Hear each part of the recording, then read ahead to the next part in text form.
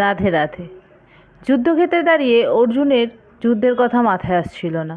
কারণ সে যখন দুই সেনাদলের মাঝখানে দাঁড়িয়েছিল, সে তার বিপরীতে দেখতে পাচ্ছিল তার পিতামহ ভীষ্মকে, তার গুরু দ্রোণাচার্যকে এবং তার আরও আত্মীয় পরিজনদের।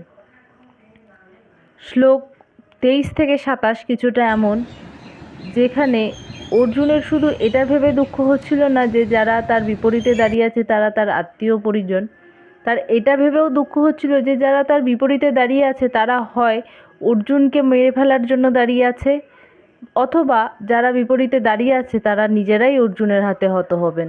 আর এইভাবেই অর্জুন তার নিজের মনের কাছেই নিজে হেরে যাচ্ছিলেন।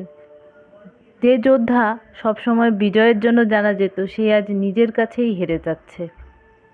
এই শ্লোকগুলো দেখায় যেখানে অর্জুন নিজেই নিজের মনের কাছে হেরে যাচ্ছে, যেখানে একজন যোদ্ধা, একজন ভাই, একজন শিষ্য, একজন সাধারণ মানুষে পরিণত হচ্ছেন। আর ঠিক এই মুহূর্তে দাঁড়িয়ে অর্জুন বুঝতে পারছিল না যে তার কী করা উচিত, কোনটা ঠিক কোনটা ভুল।